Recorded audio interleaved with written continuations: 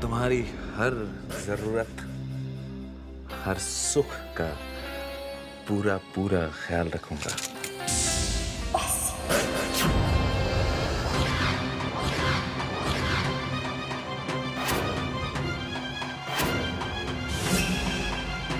एक शब्द और नहीं।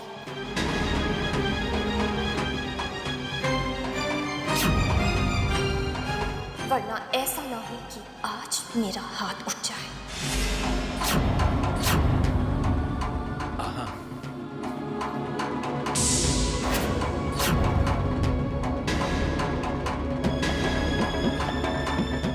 भाभी जी, देखिए, ये तो मैं आपसे कहना चाह रहा था कि चैतन्य की तबीयत बहुत ज्यादा खराब है, उसे किसी अच्छे डॉक्टर के पास ले जाते हैं। आप और चैतन्य तो मुझे अपना दुश्मन समझते हैं, मेरी बातों पर यकीन ही नहीं करते। मैं जानता हूं, अब क्या कर सकते हैं। भाभी साहब,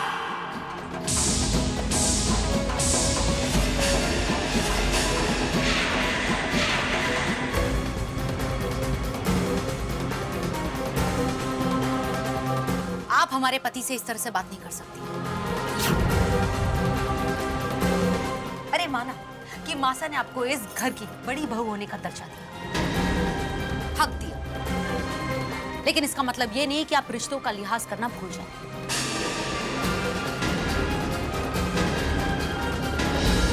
हम जाने दो पत्नी। भाभी जी ने गुस्से में कुछ कह भी दिया तो कोई बात नहीं, भाभी जी हैं। अरे गुस्सा है, परेशानी है, तो अपना गुस्सा आप पर क्यों दिखा रही है? हम सब कुछ बर्दाश्त कर सकते हैं, लेकिन अगर कोई आपका अपमान करे तो ये हम कभी बर्दाश्त नहीं कर सकते। हाँ, एक बात और भाभी साहब, ध्यान से सुनिए। चैतन्य एक अनाथ है और मासा के रहमो करम पर वो इस घर में पल रहा है। इस घर के असली वारिस हमारे पति।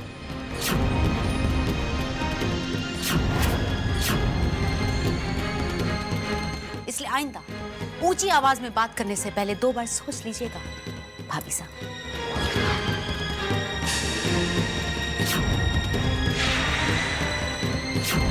पत्नी, जाने दो ना। लगता है भाभी जी अब भी गुस्से में हैं। इन्हें अकेला छोड़ देते हैं।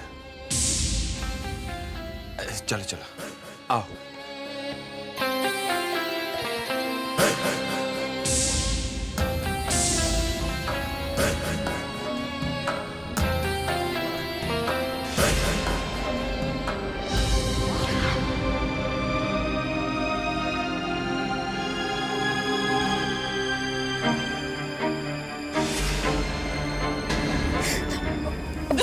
बस माया पुत्र, बस ना पुत्र ना।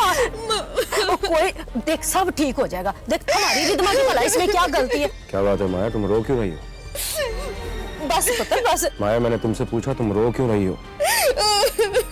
दमाजी मैं बताती हूँ। वो क्या है ना, रिदमा घर आ गई है। रिदमा ही है? कहाँ है वो? नहीं दमाजी, वो बात ये है, राम झूठ ना बुलाए, अपने आप को कमरे में बंद करके रोए चले जा रही है। क्यों? उस मनहूस अनुपमा के घर से ही रिदमा चोरी का इल्जाम लेके आई है अपने सिर के ऊपर।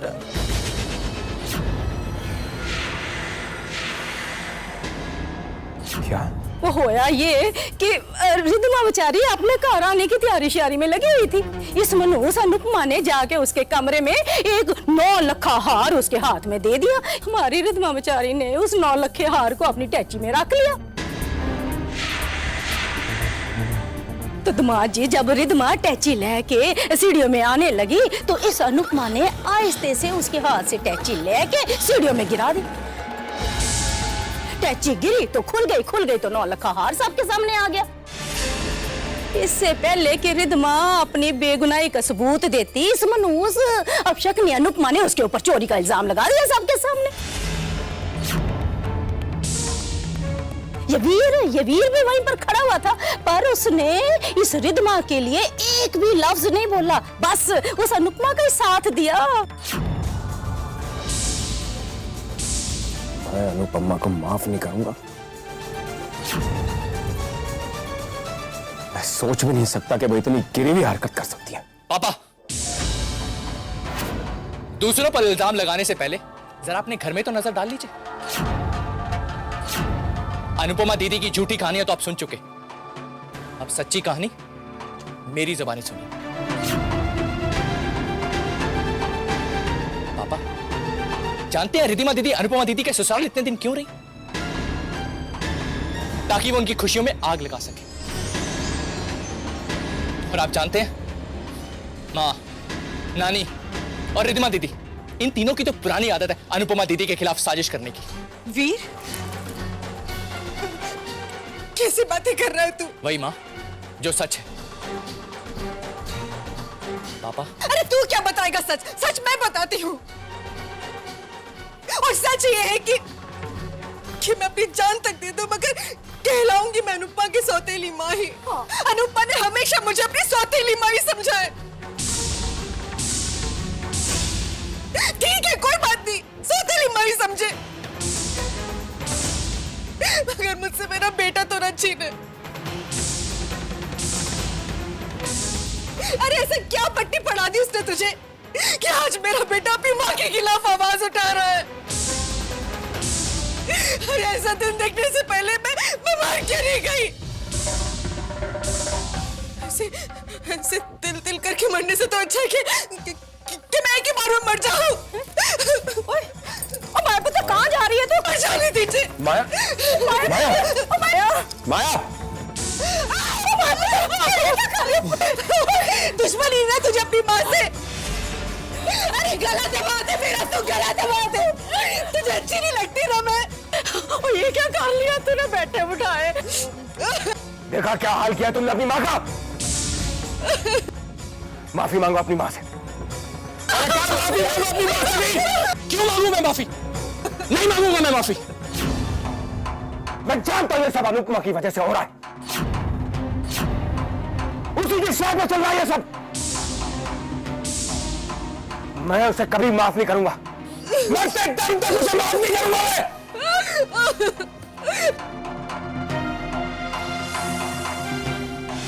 लगा ली अपने बाप से अनुपमा की शिकायत। देख लिया नतीजा तुमने। अगर तू मेरा बेटा है तो मैं तेरी माँ हूं। माँ।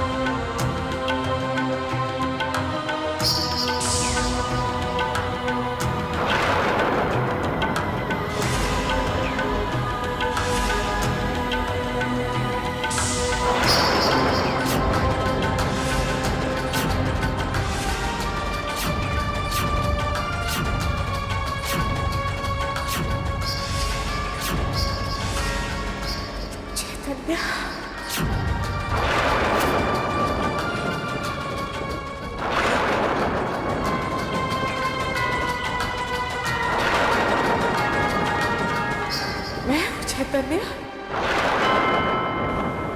अदिति, तुम मेरे बिना नहीं रह सकते ना चैतन्य? देखो इसलिए मैं मौत से लड़कर तुम्हारे पास आ गई हूँ। बहुत प्यार करती हूँ तुमसे। मुझे तो अपने चैतन्य के पास वापस आना ही था।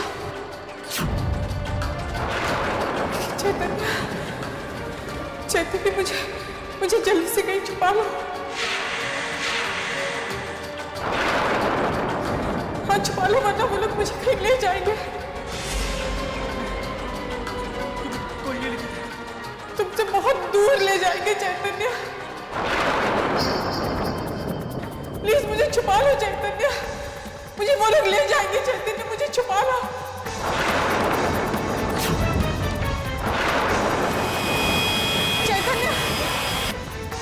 चैतन्य रोक लो मुझे प्लीज। चैतन्य मुझे रोक लो, मुझे बचा लो प्लीज। ये लोग मुझे ले जा रहे हैं चैतन्य, प्लीज मुझे बचा लो चैतन्य। चैतन्य प्लीज मुझे बचा लो, ये लोग मुझे ले जा रहे हैं, मुझे रोको ना please. Chaitanya I love you. Chaitanya Chaitanya please मुझे बचाओ Chaitanya, I love you. I love you, Chaitanya. I love you.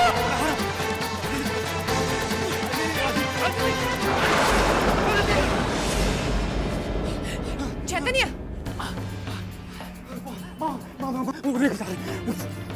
माँ दीदी को लेके जा रहे हो। रुको माँ, रुको। वो दीदी को लेके जा रहे हो।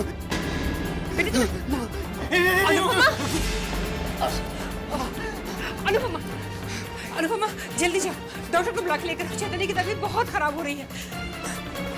बेटे माँ रोक लो। अनुपमा, मैंने तुमसे कहा ना, जाओ यहाँ से, डॉक्टर को बुला के लेकर आओ। सुना नहीं तुमने? जाओ।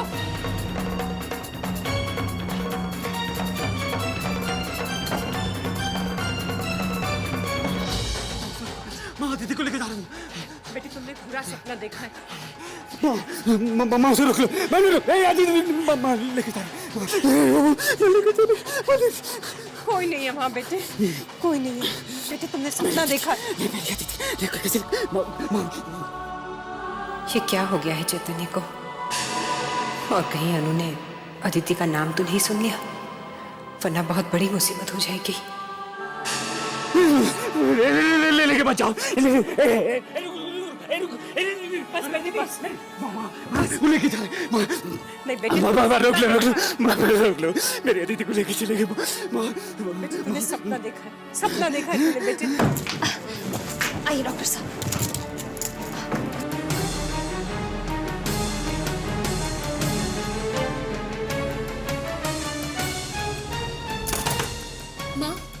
माँ दरवाजा खोलिए।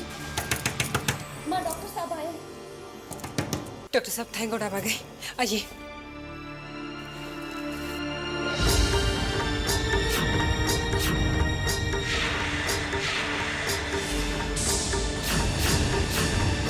तुम ही रहो।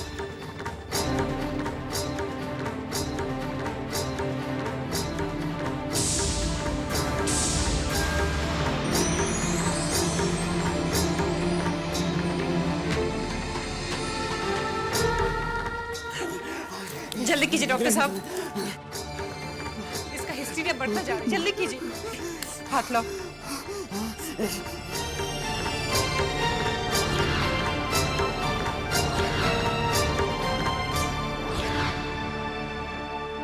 चैतन्य बेटे आराम करो, रिलैक्स करो चैतन्य। बेटे रिलैक्स करो, आंखें बंद कर लो चैतन्य, आराम करो, आंखें बंद करो बेटे। अब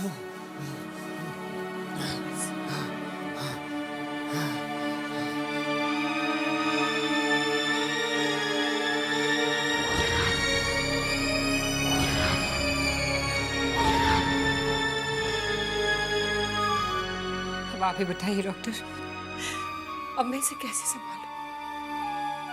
शारदा जी, जैसा कि आपने बताया कि 2 साल पहले चैतन्य की पहली पत्नी की मौत के बाद काफी देर तक ट्रॉमा में थे, सदमे में थे। वेल, अब इनकी ये हालत देखकर तो मुझे यही लग रहा है कि उसी ट्रॉमा, उसी सदमे ने इन्हें फिर से घेर लिया है।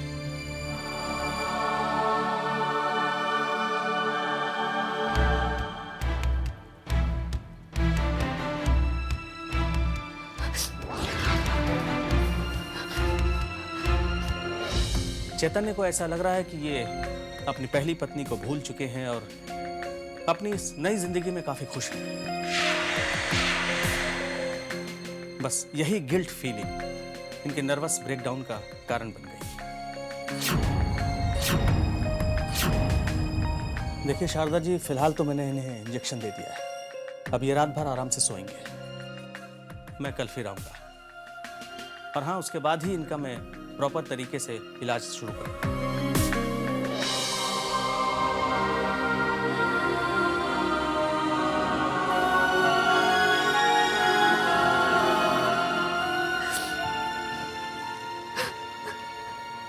एक बात और, इनकी हालत मेंटली और इमोशनली बहुत ही नाजुक है, और इंसान जब मेंटल और इमोशनल तौर पर टूट जाता है तो उसके बिखरने का डर बना रहता है। चैतन्य के साथ भी कुछ ऐसा ही हुआ है। आप चिंता बिल्कुल मत करें, ठीक हो जाएगा। Thank you doctor.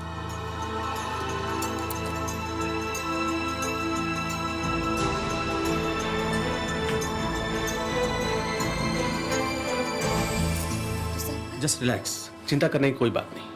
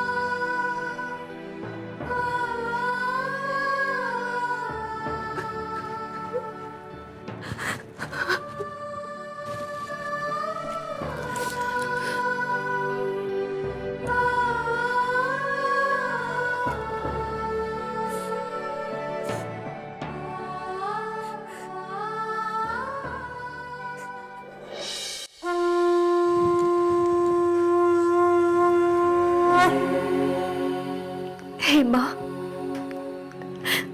ये अचानक चैतन्य को क्या हो गया?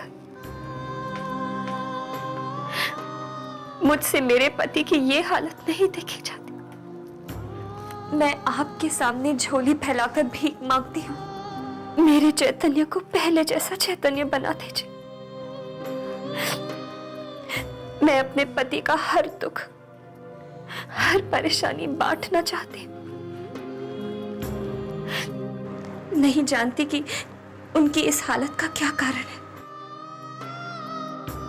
जिसकी वजह से उनकी ये हालत हो गई। पर वजह जो भी हो, मैं अपने पति का हर दुख बांटना चाहती हूँ।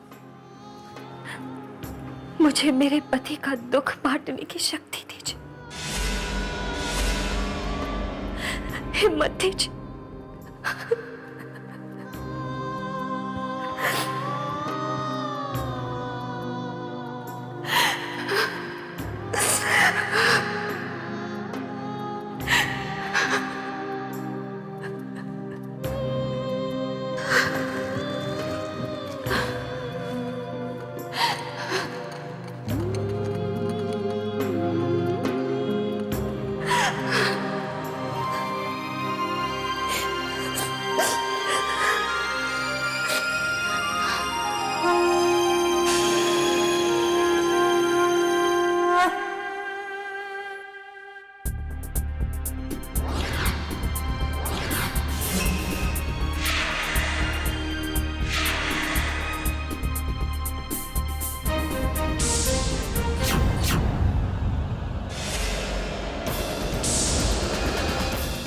तुम अभी तक यहाँ?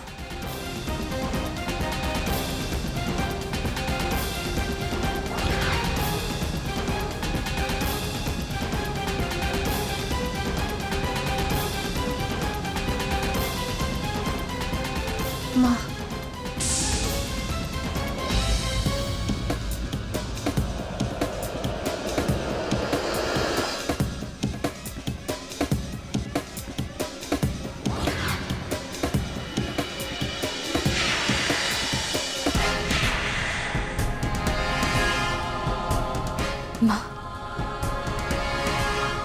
अदिति कौन है? अदिति कौन है? अदिति कौन है?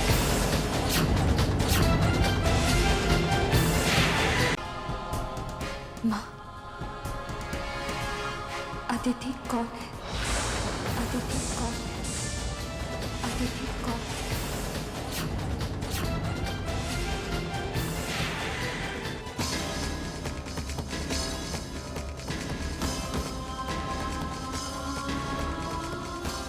बताइए ना माँ, कौन है अदिति जिसकी वजह से चैतन्य इतने परेशान है, आप इतनी परेशान है, पूरा परिवार परेशान है? जिसका डर था वही हुआ। चैतन्य तो अपनी सुध-बुध खो बैठे। बोलिए ना, कौन है अदिति? उफ़ अनुपमा, अदिति अदिति अदिति, ये तुमने क्या लगा रखा है? मैं किसी अदिति को नहीं जानती। कोई अदिति नहीं है। माँ, मैंने चैतन्य को उसका नाम लेते हुए सुना। मैंने तो नहीं सुना। हो सकता है तुमसे कोई गलतफहमी हुई है। नहीं माँ। अनुपमा, तुम जानती हो घर में हर कोई परेशान है और तुम ये फजूल के सवाल कर रही हो, हमारी परेशानी और भी बढ़ा रही हो। माँ देखो अनुपमा, मैंने कह दिया ना तुमसे, तुम्हें गलतफहमी हुई है और अपनी गलतफहमी को सवाल बनाकर मुझसे मत पूछो, क्योंकि मेरे पास तुम्हारे सवाल का कोई जवाब नहीं है। देखो, चैतन्य की तबीयत कितनी खराब है, अभी उसे तुम्हारी जरूरत है। जाओ उसके लिए नाश्ता बना के लाओ। जाओ अनुपमा।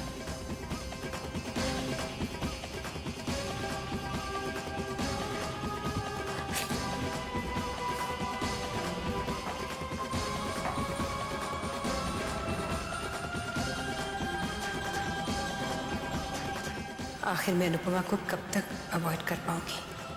कब तक?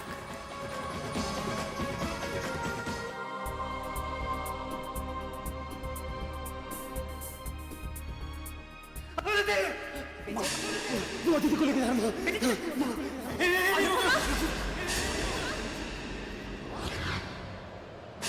उफ़ अनुपमा, अदिति अदिति अदिति, ये तुमने क्या लगा रखा है? कोई अदिति नहीं है।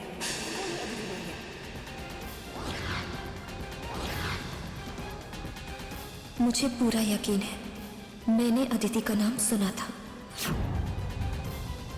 अपने कानों से सुना था, पर माँ ने मुझे कुछ भी बताने से इनकार क्यों कर दिया?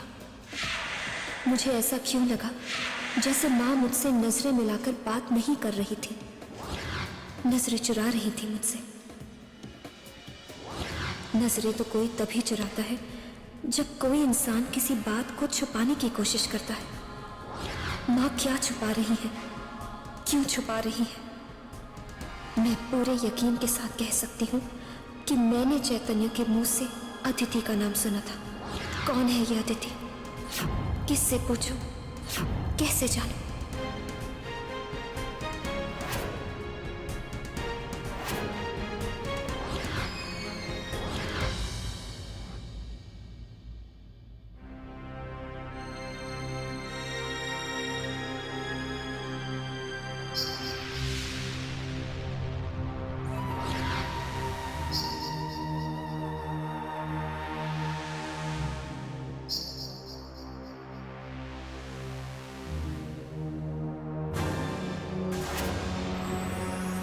ये क्या बेटे? मासा, प्लीज़ हमें मत रोकिए। हम जानते हैं कि आपके सर में बहुत दर्द हो रहा है। हम बाम लगा देते हैं।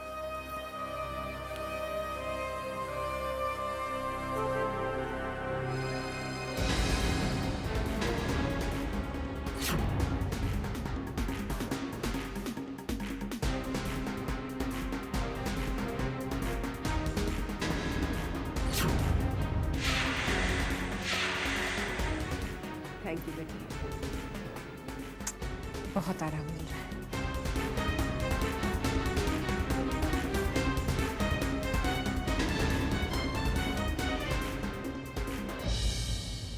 आप जानती हैं मासा, जब हम पहली बार इस घर में बहू बनकर आए थे तब पापा ने विदाई के वक्त हमसे ये कहा था कि आज के बाद से अपनी सास को ही अपनी माँ समझना, और हमने वही समझा। इसीलिए तो आज तक हमें मायके की याद नहीं आई। सच कहे माँ साहब, हम आपकी जरा से भी तकलीफ नहीं देख सकते। एक माँ अपनी बेटी से नाराज हो सकती है, गलत फहमी हो सकती है, लेकिन एक बेटी अपनी माँ से कभी नाराज नहीं हो सकती है, उन्हें कभी तकलीफ में नहीं देख सकती है।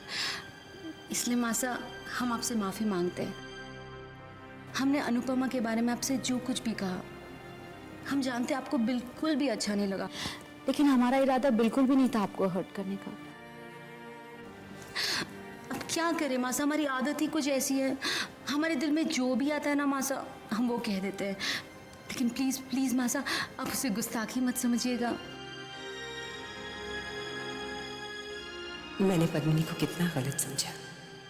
उसका इरादा मेरा दिल दुखाने का नहीं था।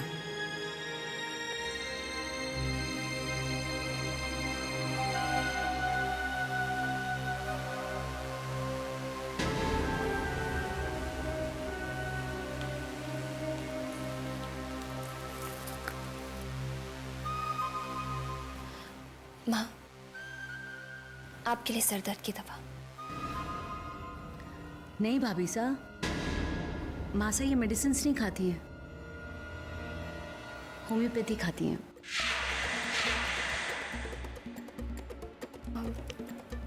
अच्छा, तो मुझे बता दीजिए कि होम्योपैथिक दवाई कहाँ रखी है, मैं लेकर आती हूँ। मेरे कमरे में है। मैं अभी लाती हूँ।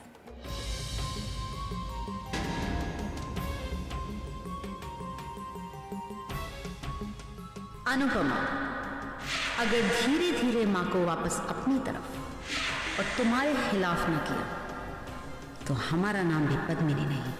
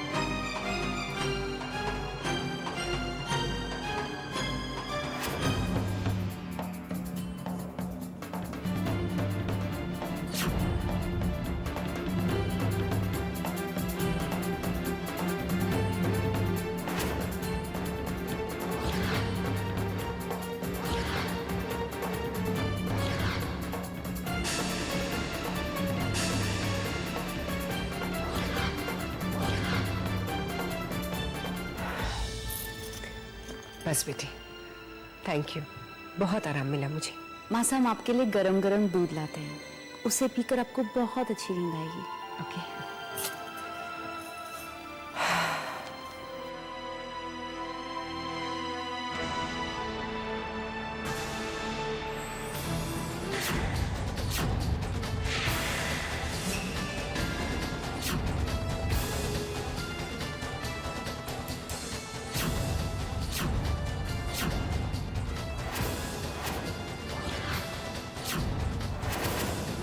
हे भगवान, दवाई ढूंढते ढूंढते अगर अनु की नजर उस बॉक्स पे पड़ गई तो?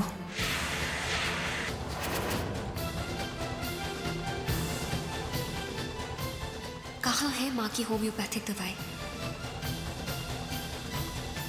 हो सकता है अलमारी में हो।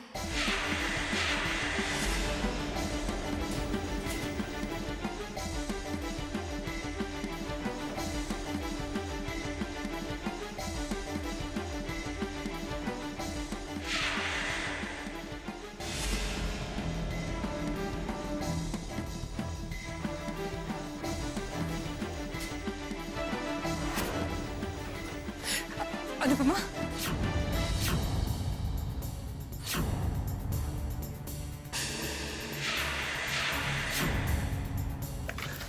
ये डब्बा मुझे दो। तुम जाओ, मैं दवाई ढूंढ लूंगी।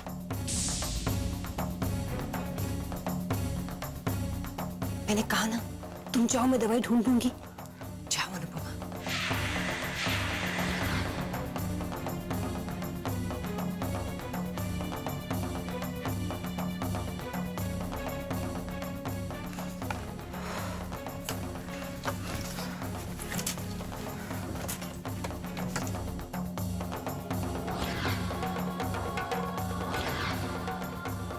मुझे इसे कहीं छुपा देना चाहिए अब।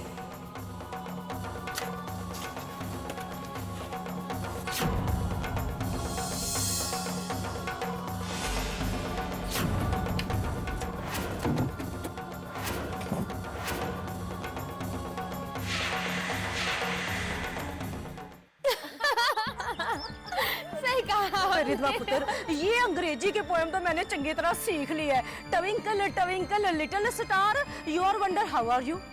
नानी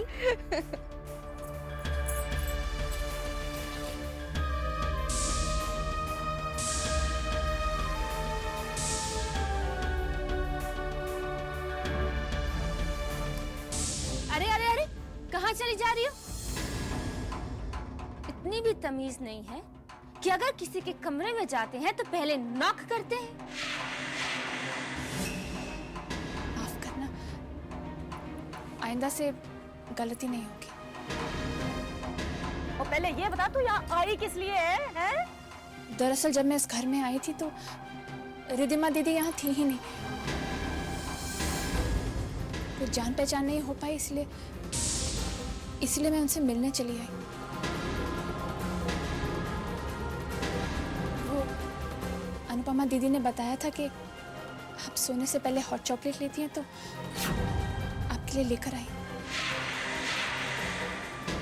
हमारे गांव में कहते हैं जब भाभी घर में आ जाए तो ननदें राजकुमारियां बनकर रहती हैं। ये तो भाभी का फर्ज है, लाड लड़ाएं, सेवा करें। लीजिए।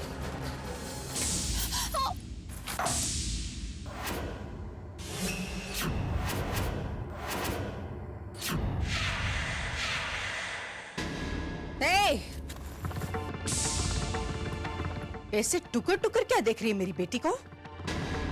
आंखें नोच लेगी रिधिमा तेरी। जबरदस्ती इस घर में घुस तो आई है, मगर अगर हम में से किसी से भी रिश्ता जोड़ने की कोशिश की तो तेरा वो हश्र करूंगी कि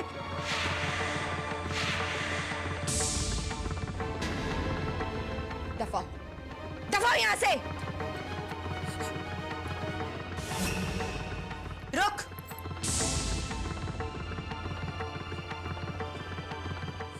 कपड़ा ला और ये सब साफ कर। जा। और जा भी अब। मॉम, क्या है ये? इतनी मुश्किल से वो मनहूस अनुपमा से पीछा छूटा था और अब ये एक और बिल्कुल उसके जैसी वापस आ गई है। तू चिंता क्यों करती है रिधिमा?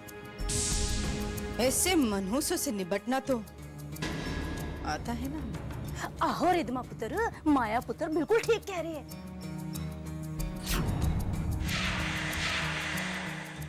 मॉम, क्या सोच रहे हैं आप? आपकी आंखों में ये अजब सी चमक कैसी? मेरे दिमाग में एक बहुत जबरदस्त आइडिया आया है इस नम्रता के बच्ची का जान खाने का। क्या? देखते जा।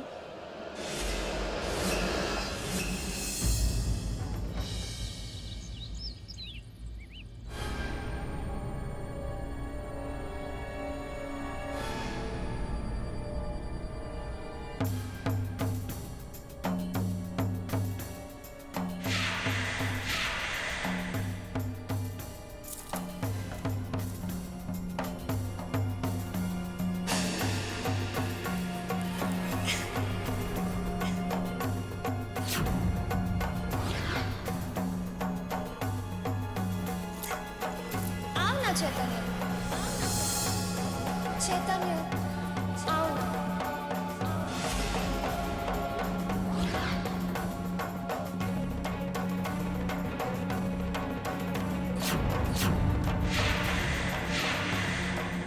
अदिति,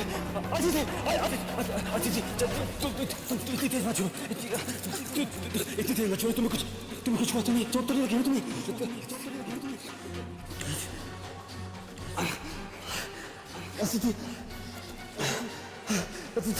अदिति, अदिति, ये तुमने क्या लगा रखा है? मैं किसी अदिति को नहीं जानती। अदिति अदिति अदिति अदिति अदिति अदिति अदिति अदिति अदिति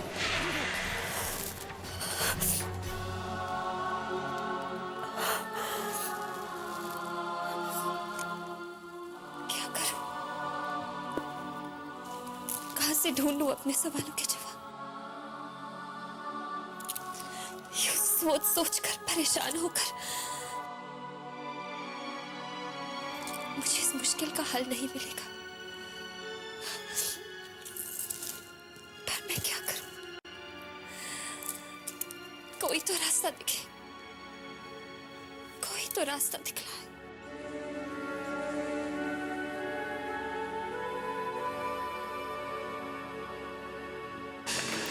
ये डब्बा मुझे दो। तुम जाओ, मैं दवाई ढूंढ लूंगी।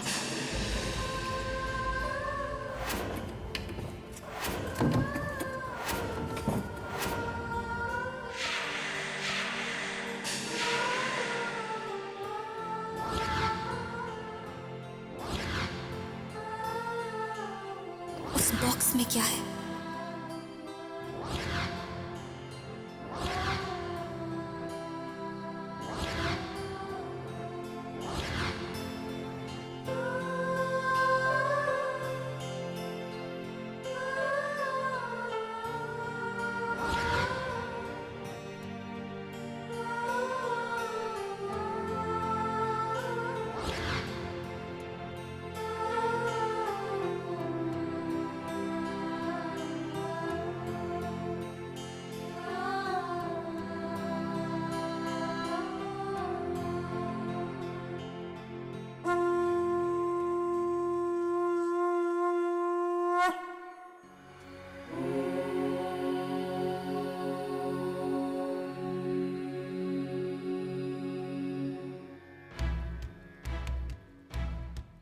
माँ ने अभी अभी पूजा करनी शुरू की है।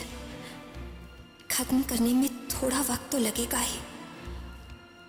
तब तक मुझे देखना चाहिए कि उस बॉक्स में क्या है। हो सकता है उसमें अदिति से जुड़ी कोई बात, कोई चीज मिल जाए।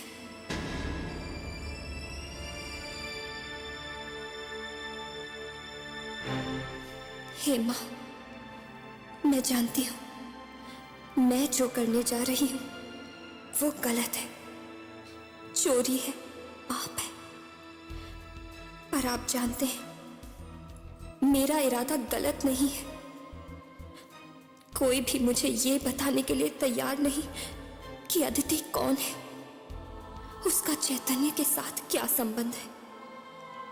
मैं तो बस वो सच जानना चाहती हूँ। हो सकता है ये सच मुझे चैतन्य की मदद करने में मदद करे, चैतन्य को इस बेचैनी और हालात से निकाल सकूं।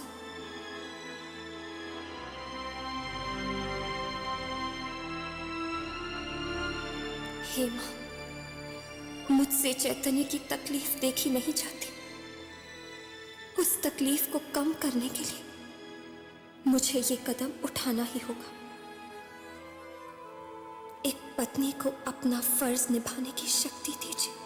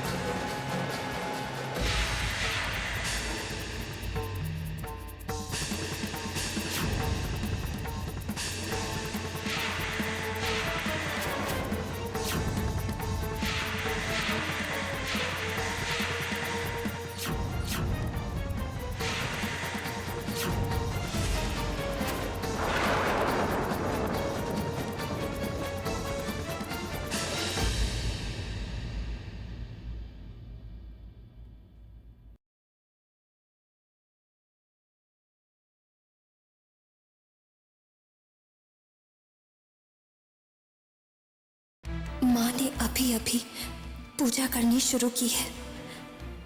खत्म करने में थोड़ा वक्त तो लगेगा ही। तब तक मुझे देखना चाहिए कि उस बॉक्स में क्या है।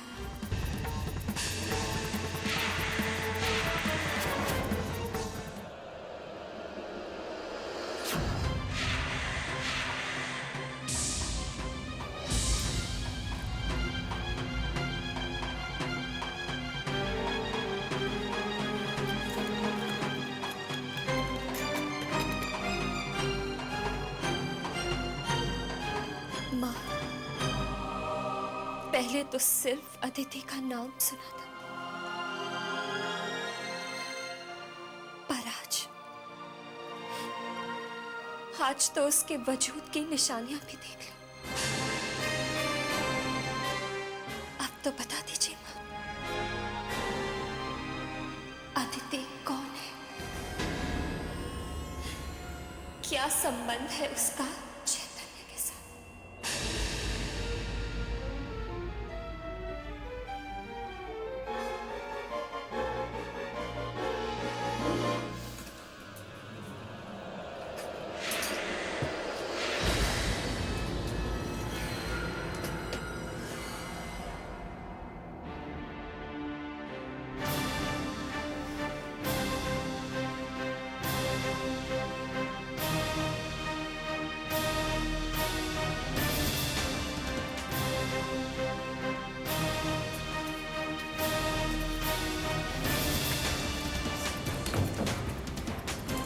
यकीन नहीं हो रहा अनुपमा कि तुम ऐसा कर सकती हो।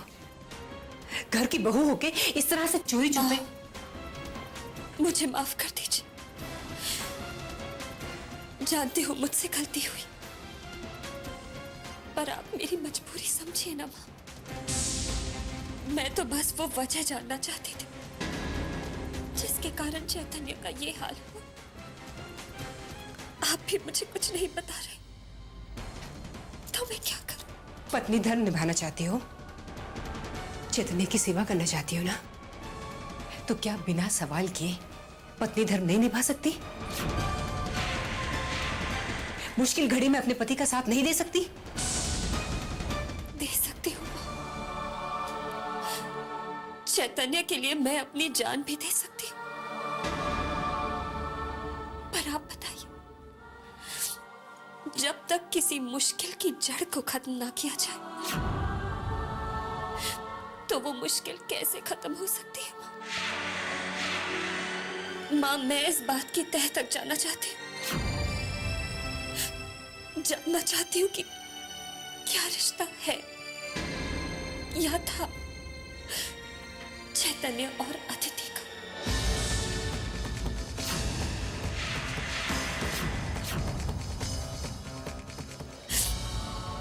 अदिति की वजह से ही चैतन्य का ये हाल हुआ। मैं आपसे हाथ जोड़कर प्रार्थना करती हूँ, मुझे अदिति के बारे में बताइए माँ, प्लीज।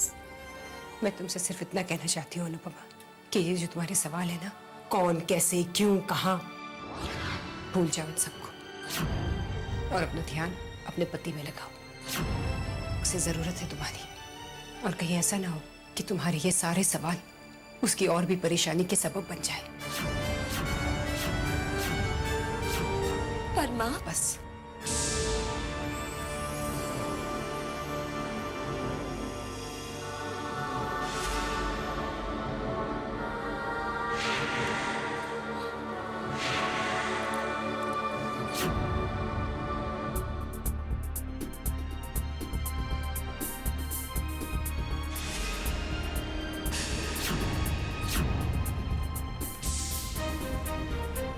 चैतन्य की सेवा करना चाहती हो ना, तो क्या बिना सवाल किए पत्नी धर्म नहीं निभा सकती?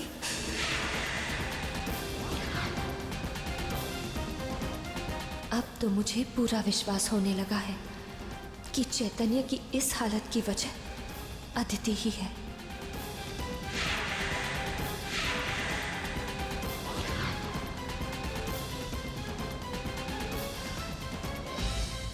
अनुपमा,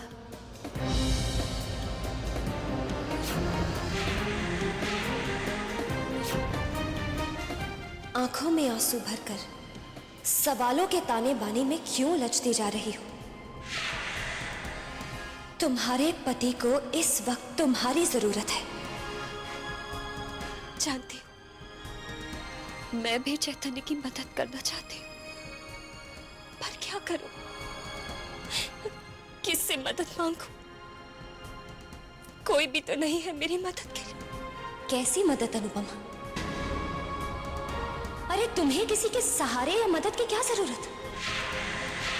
तुम्हारे पास तो मंगलसूत्र और सिंदूर की शक्ति है, ताकत है। अरे इसकी शक्ति से तो सावित्री अपने पति सत्यवान को यमराज तक से छुड़ा कर लाई थी।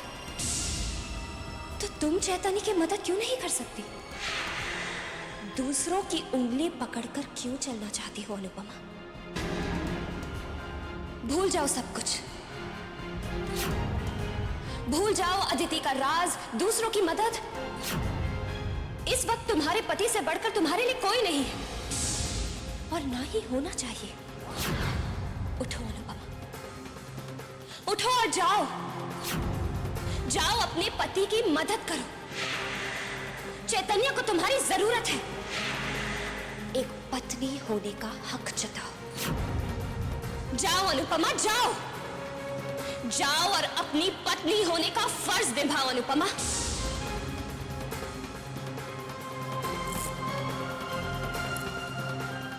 हाँ, मैं अपने हक को टूटने नहीं दूंगी। चैतन्य के इस हालत की चाहे जो भी वजह, उसे ठीक करने की वजह मैं बनूंगी। ये मेरा वादा है खुद से। एक पत्नी का वादा है खुद से कि मेरे पति फिर से मुस्कुराएंगे। हाँ, फिर से मुस्कुराएंगे। बिल्कुल ठीक हो जाएंगे। बिल्कुल ठीक।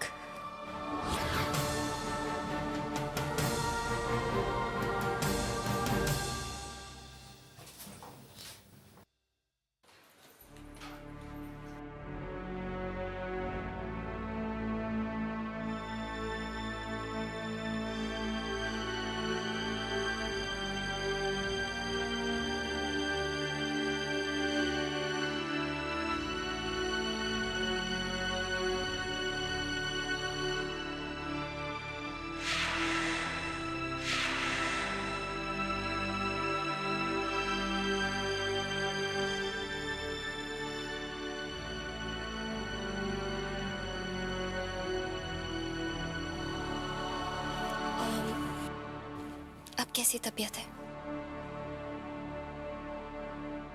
ठीक।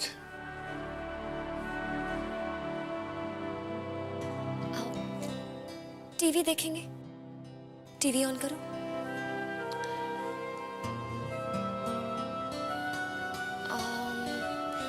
तो आप कोई स्पोर्ट्स मैगजीन पढ़ेंगे या कोई बिजनेस मैगजीन? ताश खेलेंगे? नहीं। ताश नहीं खेलनी, टीवी नहीं देखना। चलिए छोड़िए, गर्मा गर्म कॉफी बना कर लाती हूँ दोनों के लिए। नहीं, कॉफी नहीं पीनी है। पर मेरा तो मन है ना। इनफैक्ट मेरा मन आपके साथ कॉफी पीने के लिए है। पी लीजिए।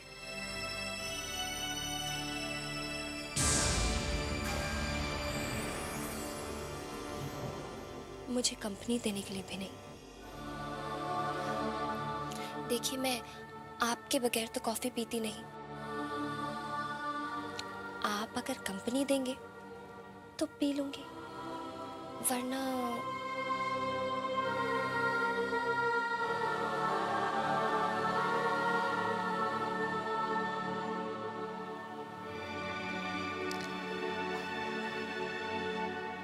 कॉफी पिए। चैतन्य, आप कितने अच्छे हैं।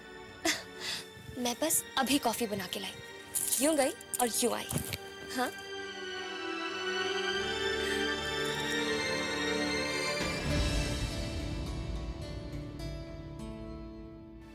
बहुत उदास होना।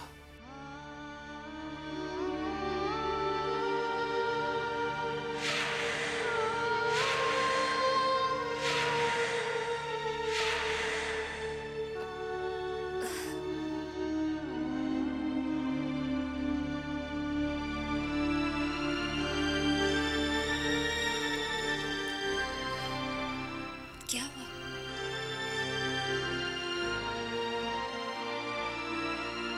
तुम्हारे मुस्कुराहट के पीछे जो उदासी छुपी है वो साफ नजर आ रही है।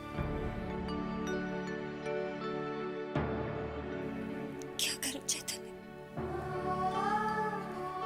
इस उदासी पर मेरा कोई बस नहीं। मेरी तो हर खुशी आपसे जुड़ी हुई है। पर जब आपको उदास देखती हूँ तो दिल रो पड़ता, मन डरा डरा सा रहता, क्योंकि मुझे ऐसा लगता है जैसे जैसे आप मुझसे दूर जा रहे हैं।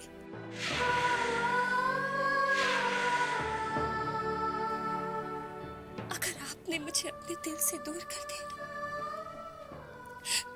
तो आप ही बताइए मैं कैसे जी पाऊंगी।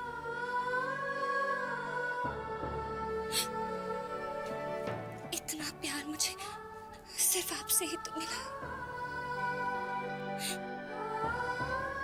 अगर आप मुझसे दूर चले गए, ये प्यार मुझसे छीन लिया गया तो मैं जी नहीं पाऊंगी,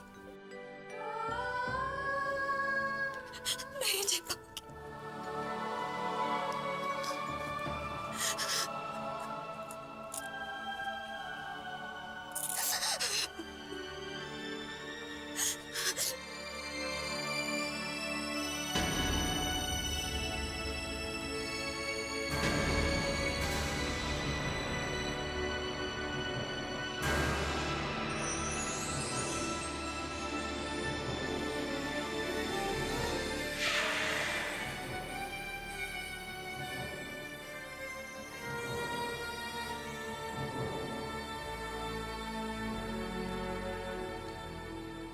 माँ, जाने अनजाने मैंने अनु को कितना दुख पहुंचाया है। खुद से वादा किया था कि मैं अनु को हमेशा खुश रखूंगा।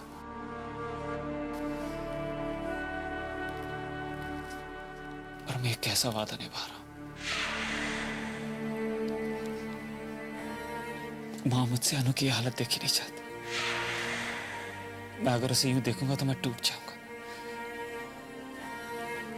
माँ प्लीज कुछ करिए। मैं अनु को टूटते नहीं देख सकता। प्लीज कुछ करिए, कुछ भी। मैं जानती हूँ बेटे, जानती हूँ तुम दोनों एक दूसरे को कितना चाहते हो। मैं भी तुम दोनों को हमेशा खुश देखना चाहती हूँ। मेरी एक बात मानेगा? कहते हैं कि मृत्यु के बाद अगर मरने वाले का अंतिम संस्कार और पिंडदान पूरे विधि विधान के साथ ना किया जाए तो मरने वाले की आत्मा को कभी भी शांति नहीं मिलती। मुझे लगता है कि अदिति के साथ भी यही हुआ है। बेटे, उसकी आत्मा को शांति नहीं मिल पा रही है। मैंने पंडित जी से कह के आज उसके लिए श्राद्ध रखवाया है। तू भी चल मेरे साथ। मुझे पूरा यकीन है इस पूजा के बाद सब ठीक हो जाएगा। क्या क्या ऐसा हो सकता है?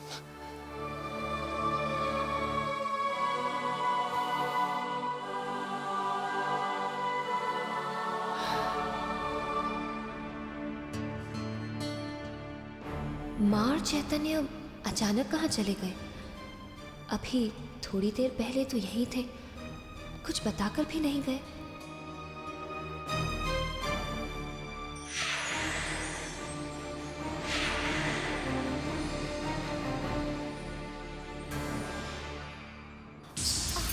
भाई साहब, ये मासा और चैतन्य भाई साहब बिना किसी को कुछ कहे न जाने अचानक कहाँ चले गए? वही तो हम सोच रहे हैं लच्छी। आजकल हम देख रहे हैं कि चैतन्य भाई साहब और मासा कुछ अलग अलग रह रहे हैं, बिल्कुल कटे कटे। पता नहीं ये चैतन्य भाई साहब को हो क्या गया है। तो भाई साहब, भाभी साहब से पूछिए ना, उन्हें तो पता होगा ना अपने पति के बारे में। अरे लच्छी, वो बेचारी भाभी सा क्या जाने। इनफैक्ट मासा तो चैतन्य भाई सा और भाभी सा को बिल्कुल अलग अलग ही रखती है, उन्हें एक दूसरे के करीब ही नहीं जाने देती।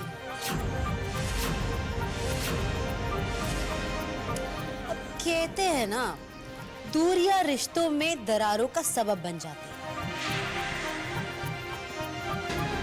और दरारें रिश्ते के टूटने का। कहते हैं ना, दूरियां रिश्तों में दरारों का सबब बन जाती है और दरारें रिश्ते के टूटने का। लच्छी, कहीं भाभी सा और चैतन्य भाई सा का रिश्ता टूटने की कगार पे तो नहीं है ना?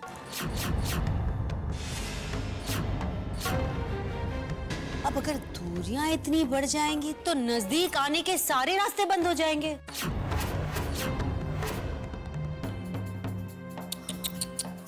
गॉड,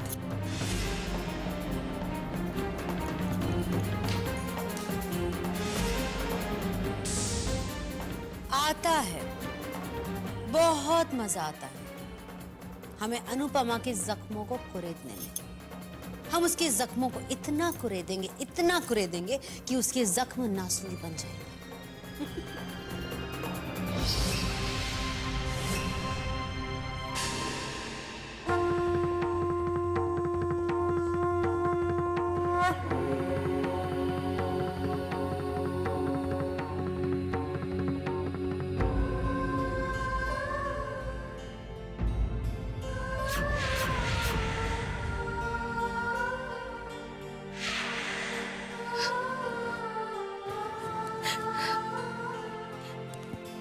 हे माँ, मैंने आपके किए पर कभी सवाल नहीं उठाया, आपसे कभी कोई शिकायत नहीं की, कभी कुछ नहीं मांगा। पर आज मेरी बात को मत ठुकराना।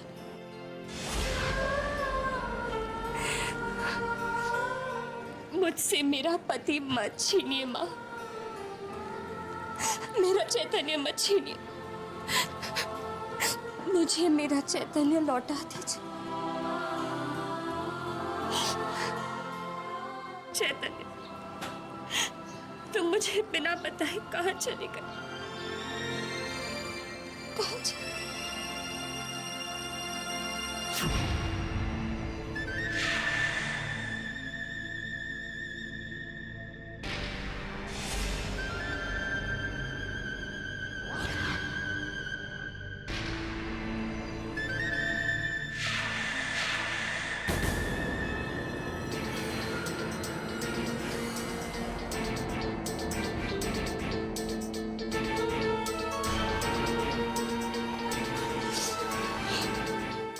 उमा महेश्वराभ्याम नमः स्वाहा। ओम वाणी हिरण्यगर्भाभ्याम नमः स्वाहा।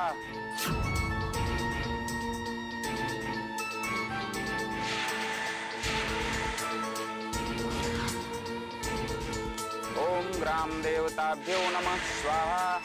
ओम स्थान देवताभ्यो नमः स्वाहा। ओम इष्ट देवताभ्यो नमः स्वाहा।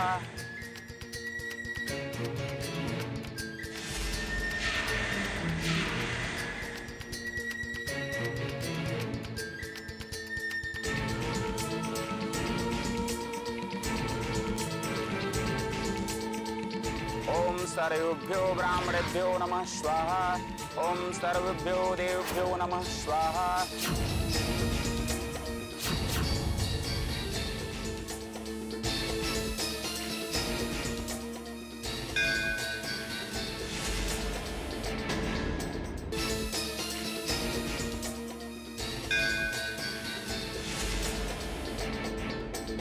ओम इंद्राय नमः स्वाहा।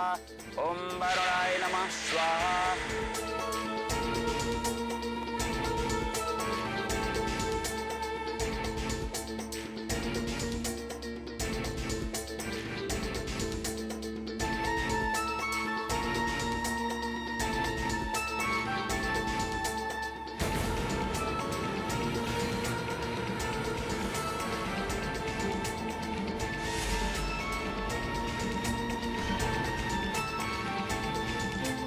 आपने जो अपनी पत्नी की आत्मा शांति के लिए हवन करवाया है वह संपूर्ण हुआ। इससे आपकी पहली पत्नी की आत्मा को अवश्य शांति मिलेगी।